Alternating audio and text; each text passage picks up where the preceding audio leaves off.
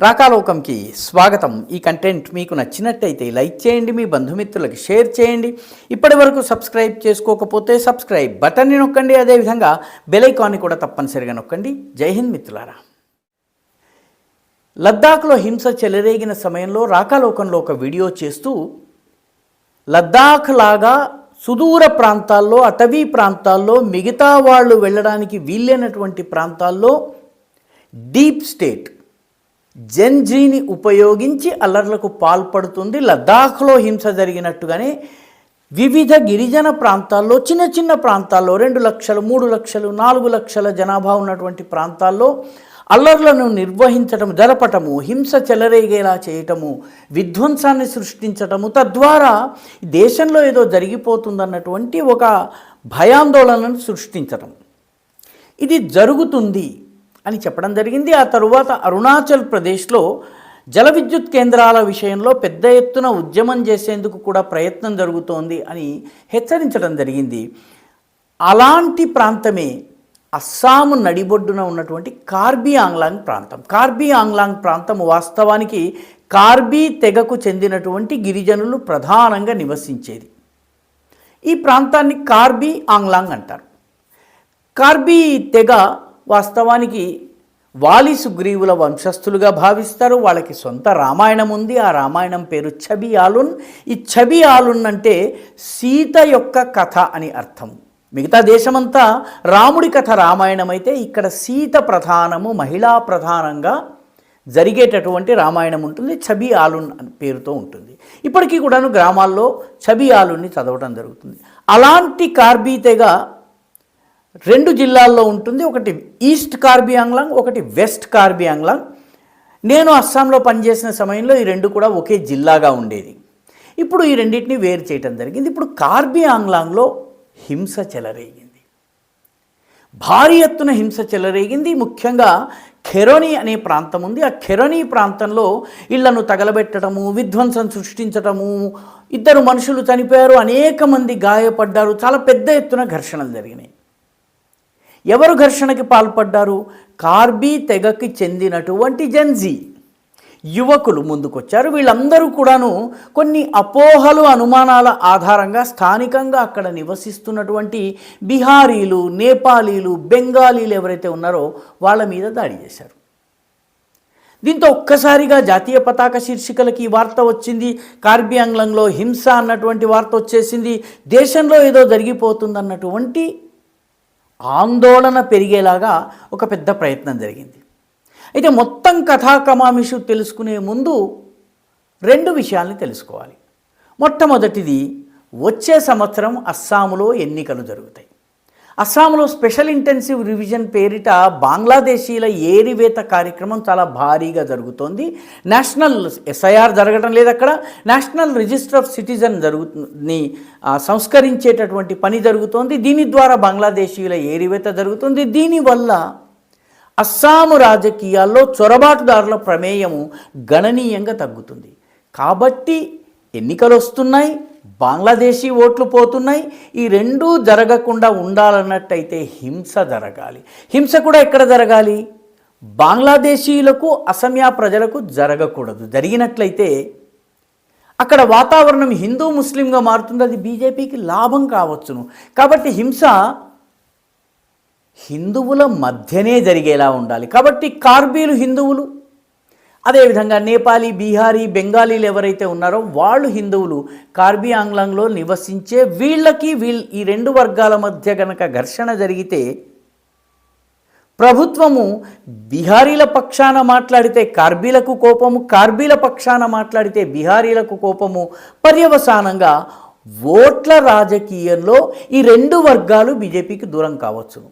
రెండవది, ఈ అల్లర్ని చల్లార్చేందుకు ప్రస్తుతము బంగ్లాదేశీల ఏరివేతని ఆపివేయమని ప్రభుత్వము ఆదేశాలు జారీ చేస్తే, ఒకవేళ ఆ రకమైనటువంటి పరిస్థితి వస్తే మొత్తం మీద అన్ని ఎంక్రోచ్మెంట్ల తొలగింపును ఆపండి అని అన్నట్లయితే బంగ్లాదేశీ చొరబాటుదారులకి లాభం. కాబట్టి ఒక పథకంలో భాగంగా సరిగ్గా ఎన్నికల సమయంలో జరుగుతున్నటువంటి ఈ అల్లరి యొక్క అసలు కథని అర్థం చేసుకోవాలి. ఇక కార్బీ ఆంగ్లాంగ్ విషయానికి వస్తే, ఈ కార్బీ ఆంగ్లాంగ్ జిల్లాలో ఒక ప్రత్యేకత ఉంది. రాజ్యాంగంలోని 6వ షెడ్యూల్ ప్రకారము గిరిజనులు బాగా నివసించేటటువంటి ప్రాంతాల్లో, ముఖ్యంగా ఈశాన్య భారతదేశంలో 6th షెడ్యూల్ ప్రకారము వారికి ఆటోనమీ కల్పించాలంటే స్వయం ప్రతిపత్తి కల్పించాలి.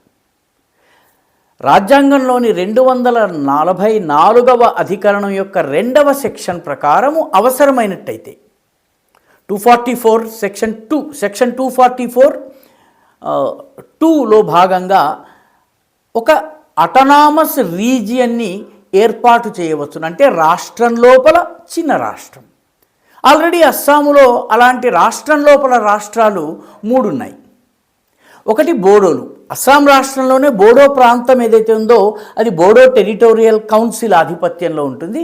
దానికి వేరే నిధులు, వేరే వ్యవహారం ఉంటుంది. రాష్ట్ర ప్రభుత్వం ఉంటుంది, కానీ వీటికి పూర్తి స్వాతంత్రం ఉంటుంది. నిధుల వ్యయము, నిధుల ఆదాయము, పన్నులు అంతా కూడా స్వాతంత్రం ఉంటుంది. అలాగే రెండవది దిమాసా తెగ నివసించేటటువంటి దిమాసా హసావు జిల్లాలో ఒక అటానమస్ కౌన్సిల్ ఉంది. మూడవది నౌగావ్ జిల్లాలో ఉన్నటువంటి తీవా జనజాతి కోసము తీవా అటానమస్ కౌన్సిల్ ఉంది. 4వ అటానమస్ కౌన్సిల్ కార్బీ ఆంగ్లాంగ్లో ఉంది. ఈ కార్బీ ఆంగ్లాంగ్లో అటానమస్ కౌన్సిల్ని ఏర్పాటు చేసి కార్బీ ఆంగ్లాంగ్ అటానమస్ కౌన్సిల్ అంటారు దీన్ని. దీని ఏర్పాటు తర్వాత 2021లో అక్కడ ఉన్నటువంటి ఉగ్రవాద సంస్థలతో కేంద్ర ప్రభుత్వం ఒప్పందం చేసుకుని కార్బీ ఆంగ్లాంగ్ అటానమస్ కౌన్సిల్ ఏర్పాటుని ఆమోదించింది. 1000 కోట్లు దానికి బడ్జెట్గా నిర్ధారించింది ప్రతి సంవత్సరము. అదేవిధంగా 5 ఉగ్రవాద సంస్థలు తమ ఆయుధాలతో సహా ప్రభుత్వానికి లొంగిపోవాలి. ఇది 2021 ఒప్పందం. ఈ ఒప్పందం తరువాత నుంచి అక్కడ కార్బీ అటానమస్ కౌన్సిల్ ఉంది. ఆ కౌన్సిల్ బీజేపీ నాయకత్వంలో ఉంది. దాని చీఫ్ ఎగ్జిక్యూటివ్గా ఉన్నటువంటి వ్యక్తి తులిరామ్ రాంగ్బాంగ్ ఆయన పేరు. ఈ తులిరామ్ రాంగ్బాంగ్ నాయకత్వంలో ఉన్నటువంటి కౌన్సిల్ అక్కడ స్థానికంగా అనేక దశాబ్దాలుగా నివసిస్తున్నటువంటి బీహారీలు, బెంగాలీలు వీళ్ళందరూ కెరని ప్రాంతంలో ఉంటారు. 7128 ఎకరాల పీజీఆర్ అండ్ వీజీఆర్ భూములు. పీజీఆర్ అంటే ప్రొటెక్టెడ్ గ్రేజింగ్ రిజర్వ్స్, అంటే పశుపాలన కోసం కేటాయించిన భూములు. రెండవది వీజీఆర్, ప్రతి గ్రామానికి పశుపాలన కోసము విలేజ్ గ్రేజింగ్ రిజర్వ్స్ ఉంటాయి. ఈ పీజీఆర్, వీజీఆర్ ప్రాంతంలో ఉన్నటువంటి వాళ్ళకు అక్కడ ఉండే ఏర్పాటు ఈ అటానమస్ కౌన్సిల్ చేసింది తులిరామ్ రాంగ్బాంగ్ నాయకత్వంలో. అయితే వాళ్ళకి భూ హక్కులు కల్పించలేదు, ఎందుకంటే బయట వాళ్ళు అక్కడ భూమి కొనుగోలు చేయలేరు. కాబట్టి వాళ్ళకి అక్కడ ఉండే హక్కు టెంపరీగా కల్పించారు. కానీ దీనిని కార్బీ ప్రజలను రెచ్చగొట్టేందుకు కొన్ని శక్తులు ఉపయోగించుకునే, ముఖ్యంగా కాంగ్రెస్ దీని వెనక ఉంది. అదేవిధంగా ఈ కార్బీ ఆంగ్లంలో ఉన్నటువంటి అతివాద శక్తులు కొన్ని ఉన్నాయి. ముఖ్యంగా మావోయిస్టు ఆలోచన విధానంతో పనిచేసేవి. మావోయిస్టు సంస్థలతో సంబంధం లేదు, కానీ ఆలోచన విధానం అదే. రెండవది క్రైస్తవ మిషనరీలు కొన్ని ప్రాంతాల్లో చాలా పవర్ఫుల్గా పనిచేస్తున్నాయి. ఈ మిషనరీలు కార్బీల మనసులో విషం నింపి వీళ్లకు ప్రభుత్వము భూములు కట్టబెట్టబోతుందన్నటువంటి అనుమానాన్ని వ్యక్తం చేశారు. దీనికి తోడుగా ఈ బీహారీ, నేపాలీ, బెంగాలీలు ఎవరైతే ఉన్నారో వీళ్ళు ఇటీవల ద్రౌపది ముర్ము అస్సాంకి వచ్చినప్పుడు ఆమెకు ఒక మెమరాండం ఇచ్చి తమకు భూ హక్కులు కల్పించాలని అడిగారు. ఈ రెండిటినీ కలిపి బట్టతలకి బోడిగుండుకి ముడిపెట్టి న్యాయస్థానము హఠాత్తుగా ఒక తీర్పునిచ్చింది. మణిపూర్లో గొడవ కూడా న్యాయస్థానం తీర్పు వల్లే, లద్దాఖ్లో గొడవ కూడా న్యాయస్థానం తీర్పు వల్లే. అయితే ఈ న్యాయస్థానం ఇచ్చిన తీర్పు ప్రకారము ఈ బీహారీలను ఏరివేసే పనిని ఆపేయాలి, వాళ్ళకి అక్కడ ఉండనివ్వాలి అని చెప్పి ఇచ్చింది. అంటే వాళ్ళ ఎవిక్షన్ని ఆపాలి అని చెప్పి ఆదేశాలు ఇచ్చింది. దీంతో కార్బీలలో ఉన్నటువంటి జెన్జీ రోడ్ల మీదకి వచ్చారు, ఉద్యమం చేశారు, అల్లర్లు చేశారు, హింసకి పాల్పడ్డారు. ఇందులో భాగంగా వాళ్ళు తులిరామ్ రాంగ్బాంగ్ అంటే కార్బీ ఆంగ్లాంగ్ అటానమస్ కౌన్సిల్ యొక్క చీఫ్ ఎగ్జిక్యూటివ్ ఎవరైతే ఉన్నారో ఆయన ఇల్లు డొంకా మకాం అనేటటువంటి ప్లేస్లో ఉంది. దాన్ని దగ్ధం చేసేశారు. మణిపూర్లో కూడాను మీకు గుర్తుండే ఉంటుంది, కుకీ తెగకు చెందినటువంటి బీజేపీ ఎమ్మెల్యేల ఇళ్లను దగ్ధం చేశారు. మణిపూర్లో మణిపురీలు బీజేపీ ఎమ్మెల్యేల ఇల్లు దగ్ధం చేశారు. ఎందుకంటే బీజేపీని బలహీనపరచాలి, జాతీయవాద ఆలోచన విధానాన్ని బలహీనపరచాలి.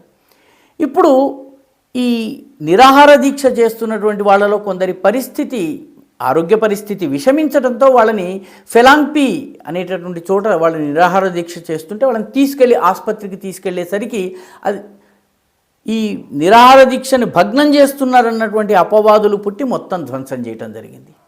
ప్రస్తుతం పరిస్థితి అదుపులో ఉంది. ప్రస్తుతము వాస్తవానికి కార్బీలకు, బీహారీలకు, కార్బీలకు, నేపాలీలకు చాలా చక్కటి సత్సంబంధాలు ఉన్నాయి. వీళ్ళందరూ కలిసికట్టుగా పనిచేస్తారు. కానీ ఎన్నికలు వస్తున్నాయి కాబట్టి కార్బీ ఆంగ్లంలో ఉన్నటువంటి ఈ లొసుగుల్ని ఉపయోగించుకుని హింసకు పాల్పడేటటువంటి ప్రయత్నం జరిగింది 7128 ఎకరాలలో.